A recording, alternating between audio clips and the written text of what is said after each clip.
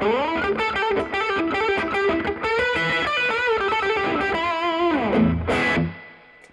there, hi there, how there? How's it going there? It's Colin Daniel from riffninja.com here. I'm in the mood to answer some more questions from some of my students. Some of them have been very interesting questions. Thank you. I like the questions.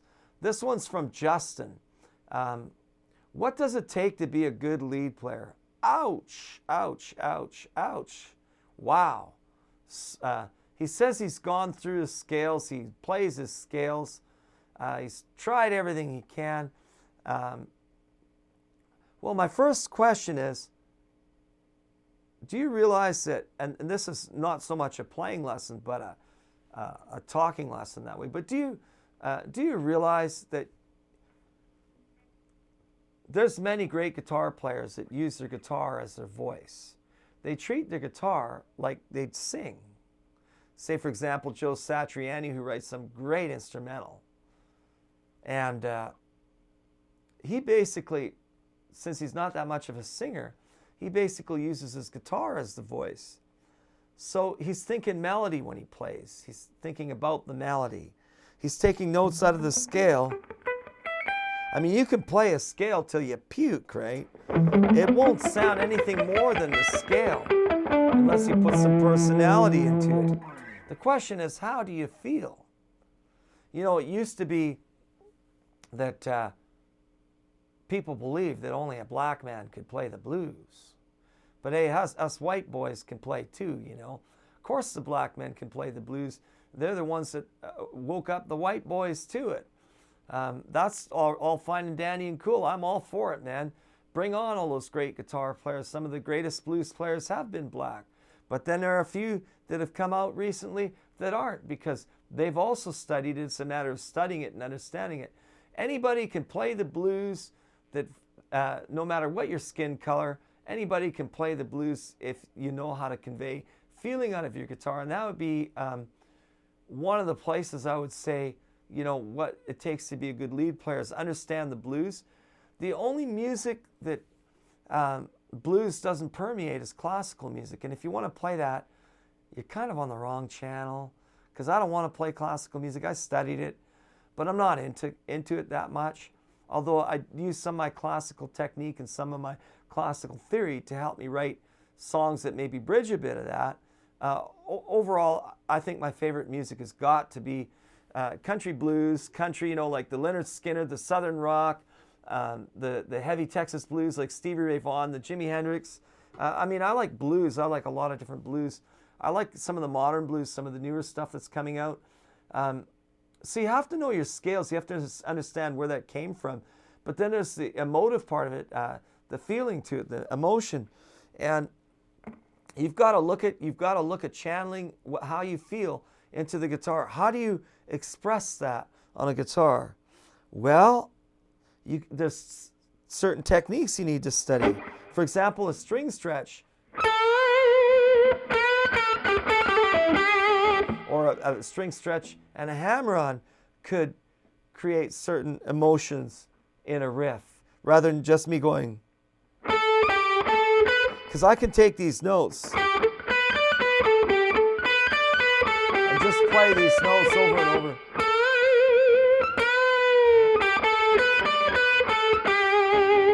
And now I'm using certain techniques to give it expression. One is a string stretch, because it makes it cry, you know.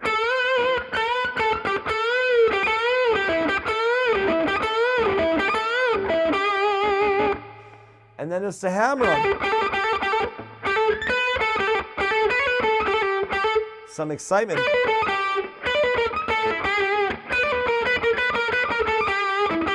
Note choice has something to do with it too. But I think the biggest part is channeling some of your emotions from how you feel about a song into the notes on your guitar, and then having them come out. Using certain guitars will definitely inspire me to play differently. I've really been in the mood to play my SG lately.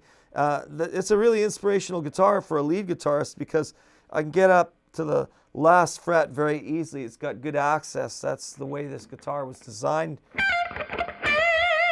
And then I think it's choice of notes over the type of progression. You know, what's the music you're playing? What's it conveying? Is it a happy song? Is it a sad song? Do you want to play, you know, what's the music?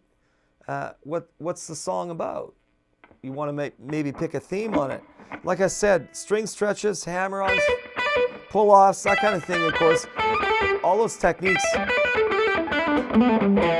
all definitely help expression. Vibrato, many ways to do a vibrato.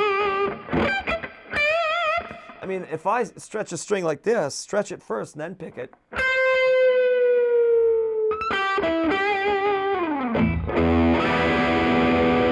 That's pretty sad. Sounds like your guitar is crying.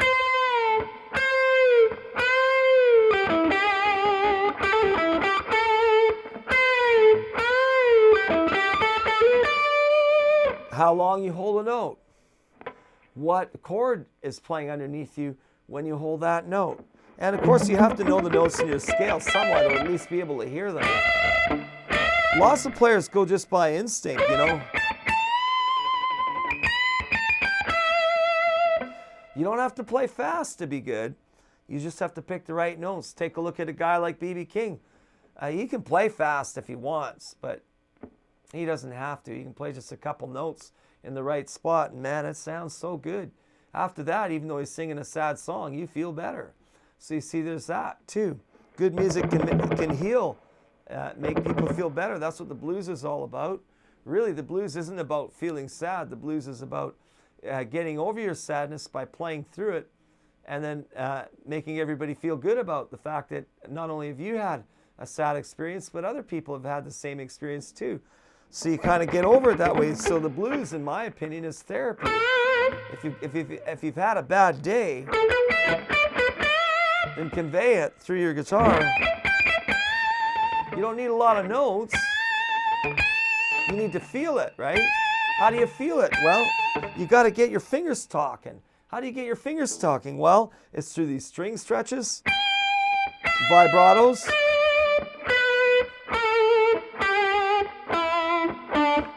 hammer-ons, string slides,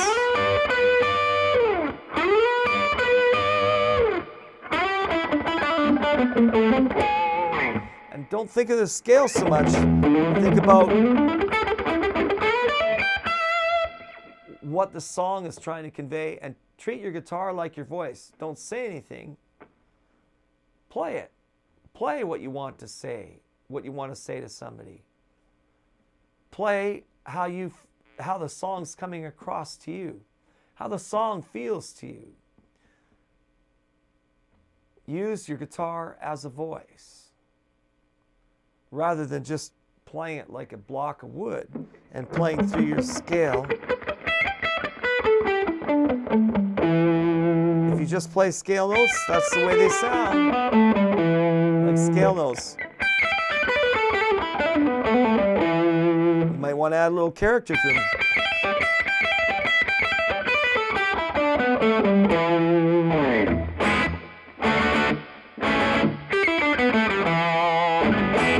That's just a scale. You can play it that way.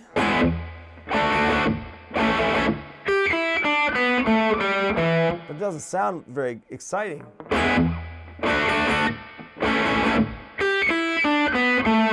I choose to express it more, put a little more effort into some of the notes, maybe with my right hand, with my picking.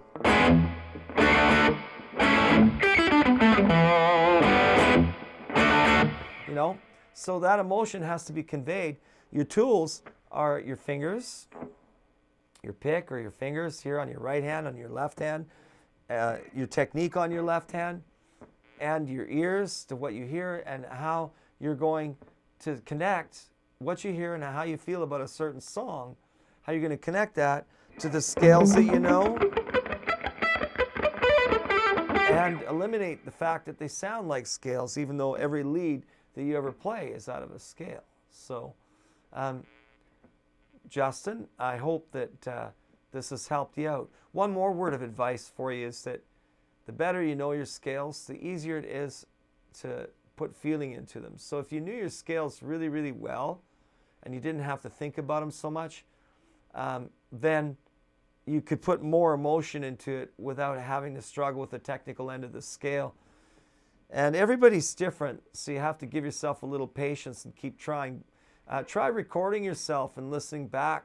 Ask yourself the question, how can I make my scale sound more like a solo? Because all solos are related to scale, whether the person that wrote the song or not knows that, or the person that originally played the solo knows that or not. Even if they don't know, they're just doing it totally by ear. They don't even know the pattern they're playing. They just pick those notes. Truly, any good sounding solo that's appealing to us came from a scale. So it doesn't matter whether you're stuck on patterns or not, or whether you just use your ear. I think the most important thing is to convey that spirit of the song by using the notes you've got in the scale to do that.